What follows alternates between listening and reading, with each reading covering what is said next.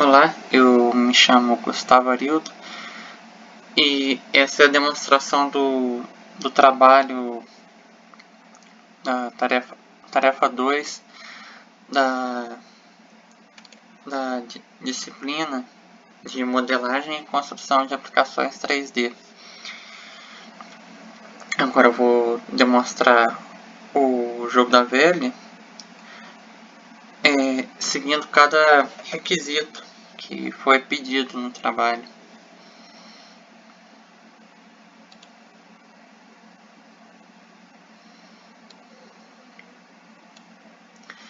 O primeiro requisito é desenhar um tabuleiro, que pode ser visto aqui.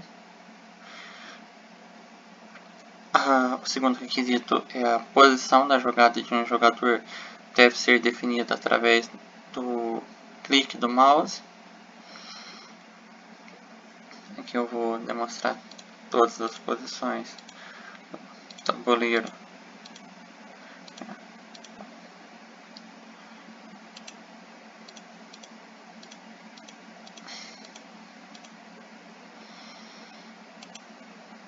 Aqui todas as posições foram testadas. A cada jogada exibir um texto informando se é a vez do jogador X ou do jogador círculo. Aqui no início o jogador X. O X foi desenhado. Jogador círculo. Círculo foi desenhado. Jogador X. Círculo. X. Círculo. Possível ver a alteração aqui. Exibir um texto informando quando um jogador ganhar o jogo e quando empatar. Vou demonstrar a vitória de cada jogador. O jogador 1 venceu. Jogar novamente. O jogador 1 venceu. Então, demonstrada a vitória para o jogador 1.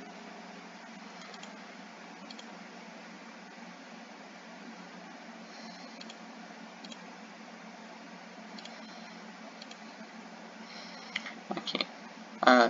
Jogador 2 venceu. Jogar novamente. Demonstrada a vitória para o jogador 2. Agora eu vou demonstrar o empate.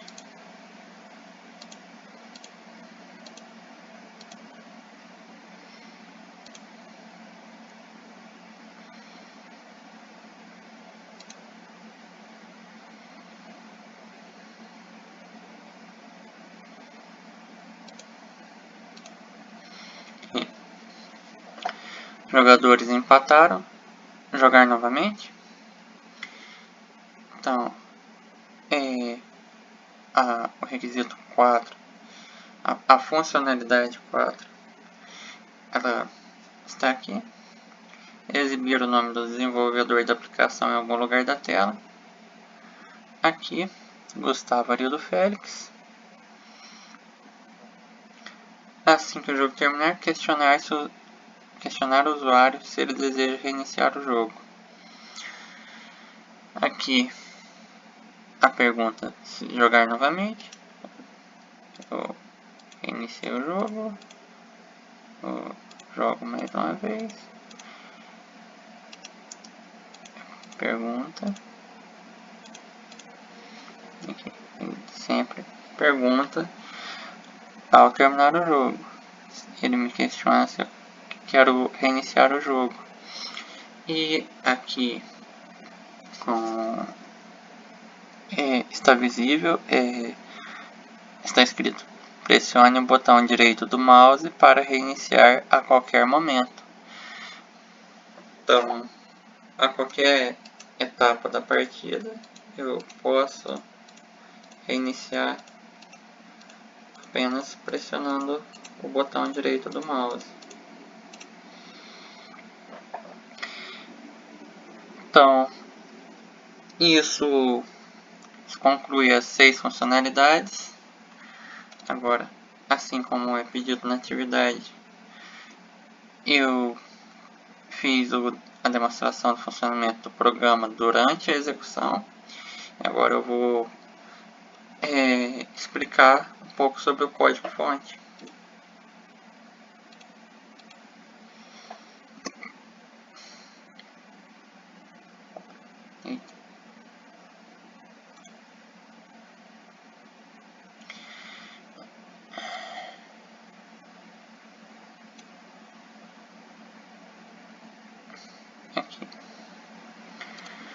Aqui está o código-fonte. Eu vou destacar algumas questões, alguns trechos mais importantes. Aqui eu vou incluir a biblioteca de matemática para ter acesso às funções matemáticas para o desenho do círculo. Eu defini o valor de π para o desenho do círculo.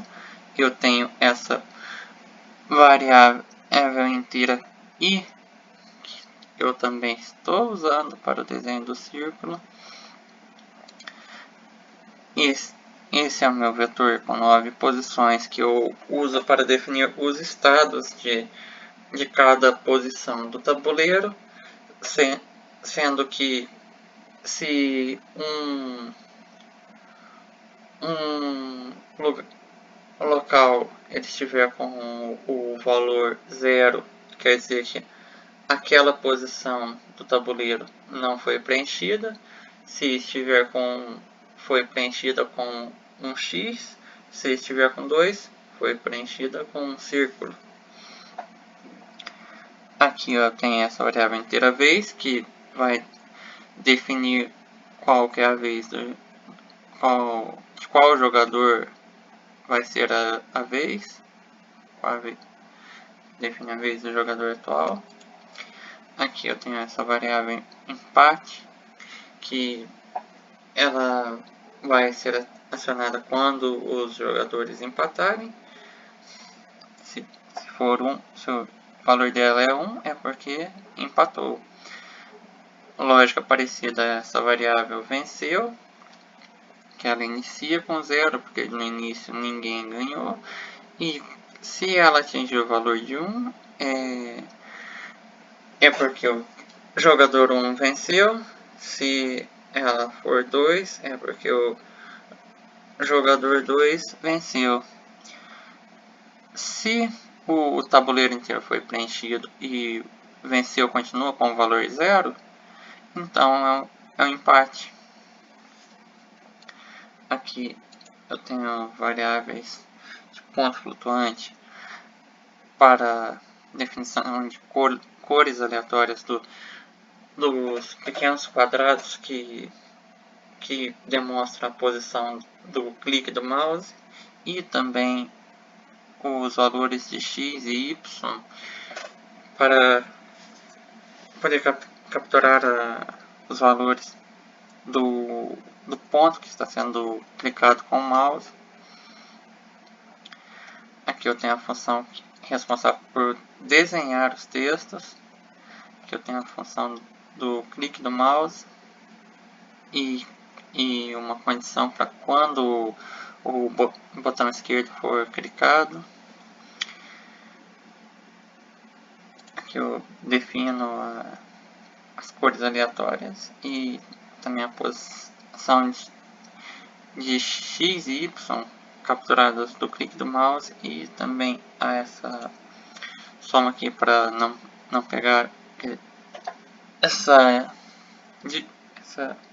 subtração, para pegar o ponto correto do mouse.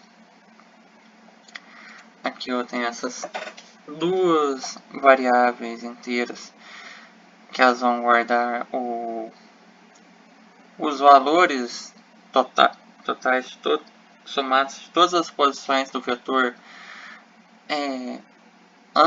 antes do clique e depois do clique.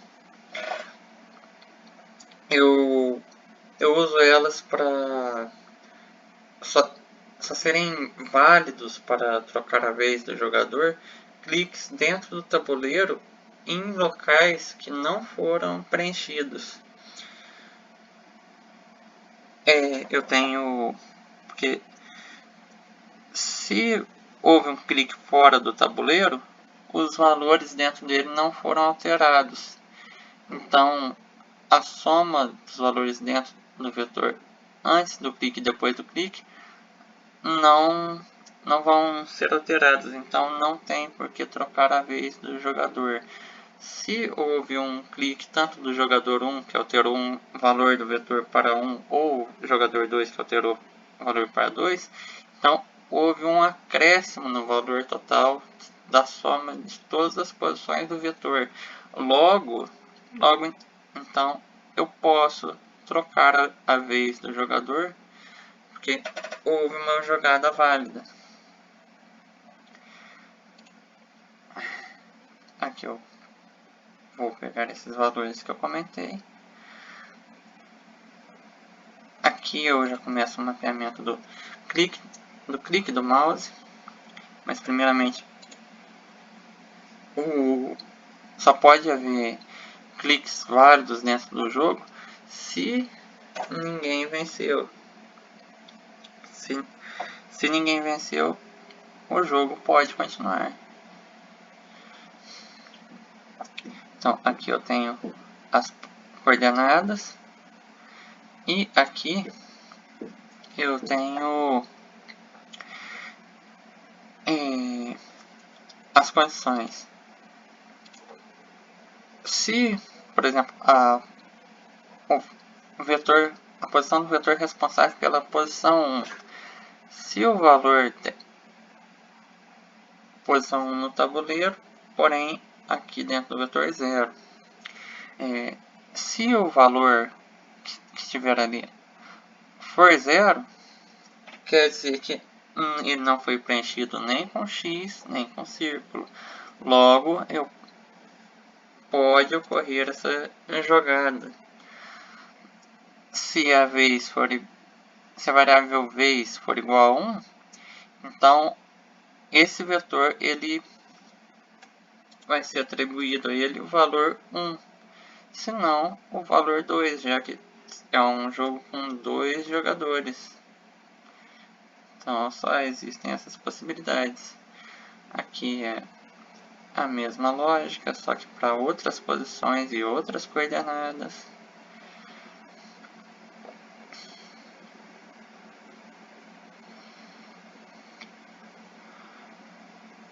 Aqui vai ocorrer a soma do vetor depois do clique e a comparação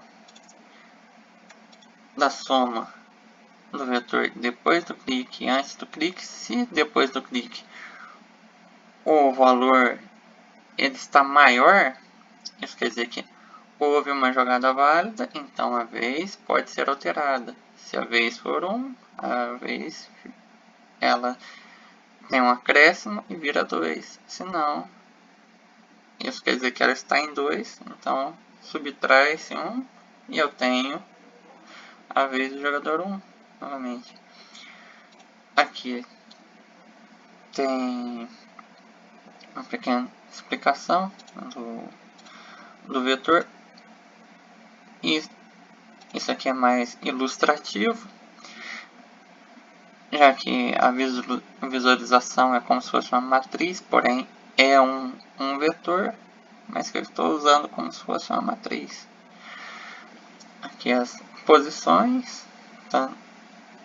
As posições, e aqui eu vou fazer a lógica para um dos jogadores vencer ou não a partida.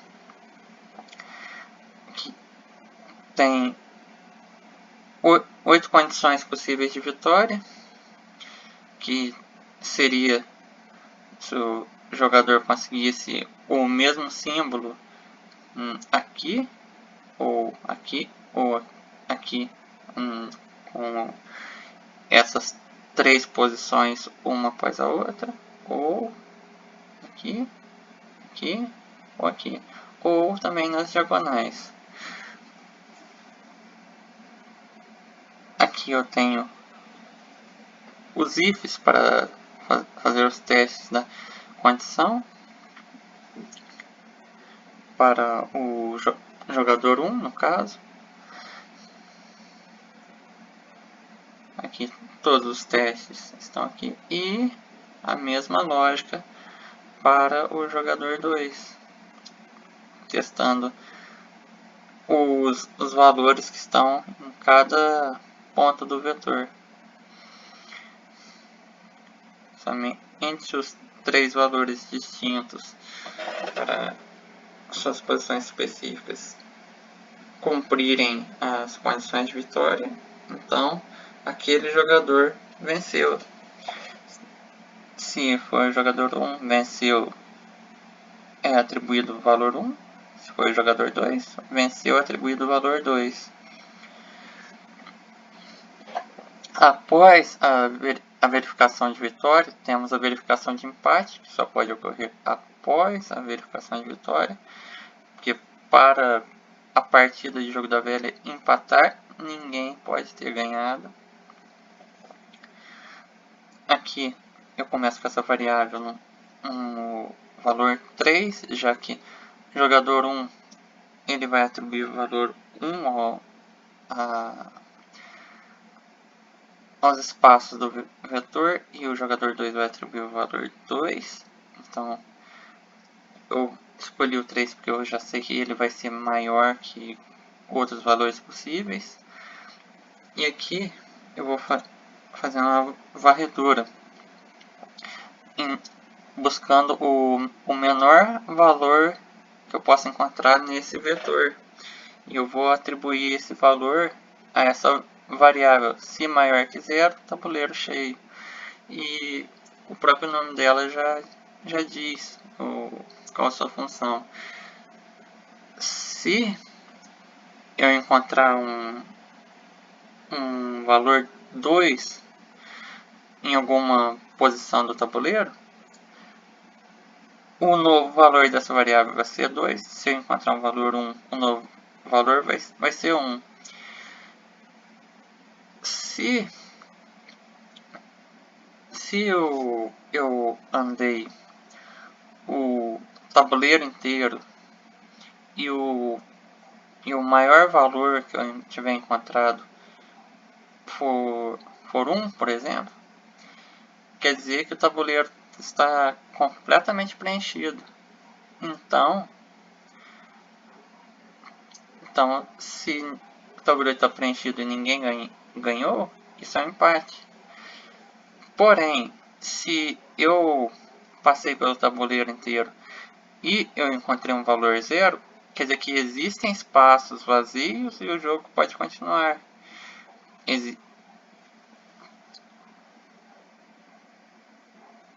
Por isso que eu faço esse teste aqui. Se maior que 0, tabuleiro cheio for maior que 0 e venceu igual a 0, então empate. Aqui para o botão direito eu tenho uma lógica para ele ser o botão que reinicializa o jogo. Isso aqui é bem simples, eu pego as variáveis globais responsáveis pelas figuras do jogo e pelos estados que o jogo pode alcançar e simplesmente devolvo todas para os seus valores iniciais. E isso já é o suficiente para o jogo ser novinho, assim, entre aspas.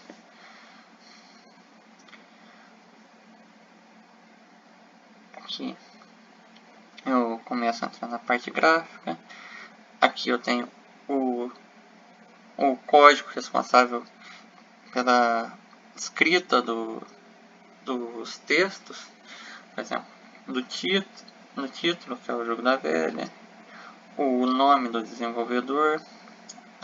Aqui eu tenho a definição do tamanho do ponto, a coordenada que vai ser escrita, a escala em que vai ser escrita, a espessura da linha, o texto que vai ser escrito e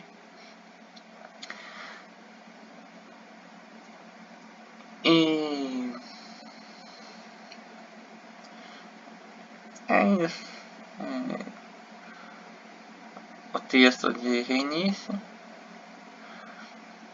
Aqui alguns pequenos detalhes sobre o texto que vai falar a vez do jogador.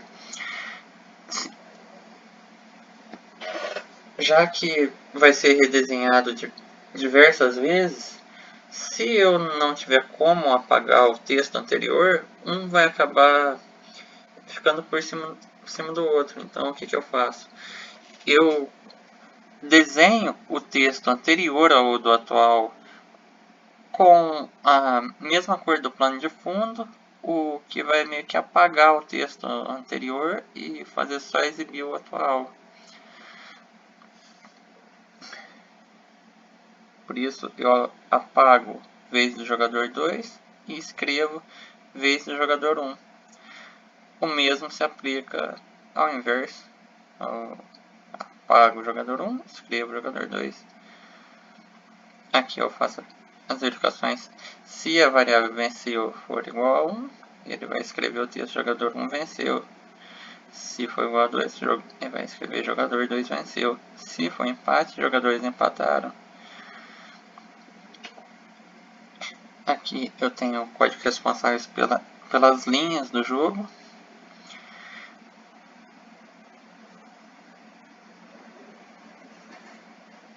Aqui eu tenho os códigos responsáveis pela figura de X, que vai ser preenchido no tabuleiro. Aqui no caso na posição 1. E se não for o X, vai ser o círculo. Aqui eu tenho a conta responsável pelo círculo, que nesse ponto eu tenho as coordenadas x, y e onde vai ser desenhado esse círculo. E aqui eu tenho o ângulo, eu tenho o raio do círculo. Eu tenho o raio do círculo definido aqui tanto para x, tanto para y. Essa posição é definida pegando o intervalo de cada posição, seu início até o fim, para x e para y, e fazendo suas médias. Então eu tenho exatamente um ponto central onde vai ser desenhadas as figuras. Aqui o mesmo, só que para outras posições com coordenadas diferentes.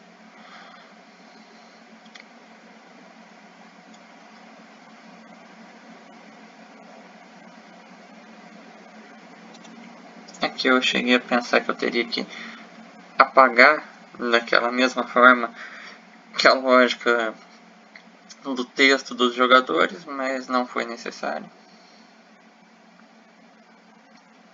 E aqui é o main. Então, essa é a demonstração do jogo da velha. Obrigado pela atenção e até a próxima.